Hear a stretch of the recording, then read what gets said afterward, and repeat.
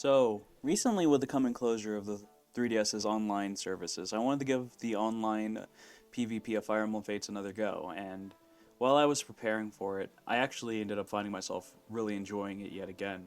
But something that I found myself appreciating a lot more than I had originally was the balancing to the game. Fire Emblem Fates, while being odd, has a lot of interesting balancing to it, and what I wanted to cover today specifically was the balancing given to pair-up. Pair-up is a mechanic that on the surface looks similar to mechanics such as Rescue from GBAFE and the Tellius games. However, it's a lot more than just that. Like Rescue, it combines both characters into a single unit that only takes up one space total. However, unlike those games, pair-up does not lower the stats of the character that they're paired up with. In fact, it's actually quite the opposite. Units in pair-up actually give stat bonuses based off of the class and support levels of whoever they're supporting in the pair-up. The stat bonuses you get from pair up are referred to as dual support, and the stat boosts you can get are pretty wild, as it takes a lot of things into account. Dual support can grant the lead unit a variety of different bonuses that are dictated by a score of sorts, referred to as a support rank. This support rank is as low as 1, but can go all the way up to 12, and the score is decided based upon things such as the class, support level, and other things of the supporting unit.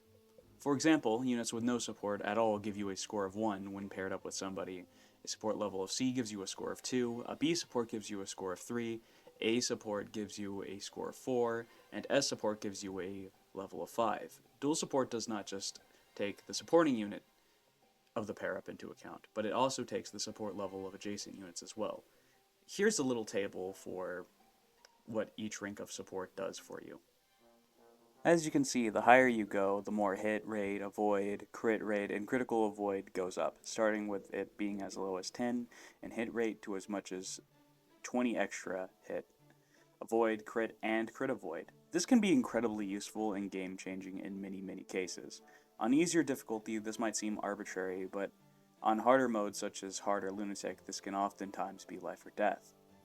While in pair-up, your supporting unit can also attack and defend you. This is true in both Fire Emblem Fates and Fire Emblem Awakening. However, the conditions in which they activate these wildly vary in both games, despite being similar.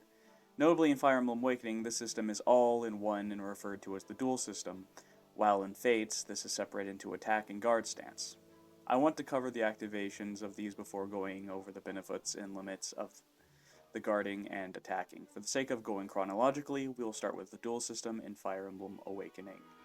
Awakening pair-up consists of two parts, Dual Guard and Dual Strike. We can cover Dual Guard first since it's more simple of the two halves.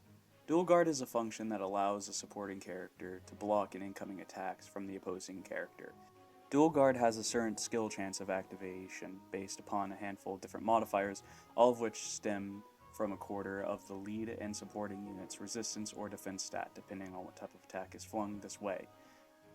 This chance is increased with what support level that they might be, with a modifier of none for no support, plus 2 for C support, plus 5 for B support, and plus 7 for A support, and finally, plus 10 for S support.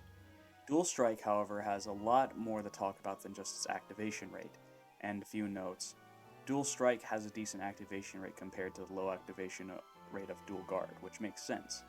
The way that it works is that there's a percent chance of activation based off of a quarter of the sum of the skill stat of both the leads and support unit, plus a modifier depending on the support level of the two units. For no support, you get a plus 20 modifier, C support gives you a plus 30 modifier, B support gives you a plus 40 modifier, and an A support gives you a plus 50 modifier. And, as always, S rank has the highest, because it gives you a huge plus 60 modifier. This essentially guarantees that you will have around a 70% activation rate. Now, in Fire Emblem Fates, despite the dual support system being unchanged, they separate the systems into either guard stance or attack stance, depending on how they are paired. When two units are paired up, like in Awakening, they get guard stance, which rather than having a random chance of blocking, gives the unit a shield gauge that they share. This gauge goes up when the unit's attacked and attacks. When the gauge is at full, the next attack is blocked regardless of hit rate or whether it was a skill activation or a crit. The supporting unit can also block any attack from an enemy who is in attack stance. Since enemies in Fire Emblem Fates are capable of pair-up, the shield gauge goes down every turn where units don't attack or they're not attacked.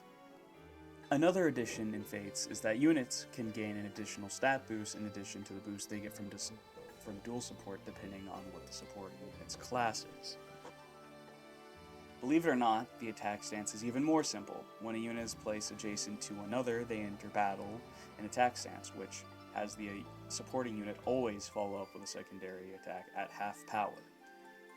Now that we've handled the activations, what other things should you know about blocking and attacking? Well, there are a few things. The blocking of dual guard and guard stance is absolute. It will block literally everything. It will block skill activations like Luna and Soul. It will also block every attack of a multi-hit attack such as Aether or Astra. Skills such as Lethality will not kill a unit if it is blocked. And in Fire Emblem Fates, if an attack from a unit that would have debuffed is blocked, then it will not debuff the unit outside of the battle. This doesn't apply to things like Seal Strength and other Seal skills, of course. Now, the extra attack from Paup also has a lot to cover. Units that perform the follow-up attack can crit, however they cannot activate offensive skills such as Lethality and Aether, Soul, Luna, Ignis, or Dragon Fang. However, attacks from the supporting units will also not activate defensive skills such as Payvice, Aegis, or Counter Magic, and Miracle. However, supporting units are still affected by skills such as Weapon Breaker skills. Units that perform the follow-up attack also ignore range restrictions. Archers at 1 range can shoot their bows, while units at 2 range with a 1 range weapon such as sword, axes, or lances can attack. Of things to note, weapons that usually debuff the user in Fire Emblem Fates do not suffer a debuff when you attack from attack stance. This includes the S-rank weapons. Just a fun thing that I took note of while playing Fates in my last playthrough. Last thing I want to say is that I do appreciate Paup. It was disgustingly overpowered in Awakening, however it was incredibly balanced in Fates. It's a real shame that they did away with it, since I think that they could have made something truly cool if they had one more game of it.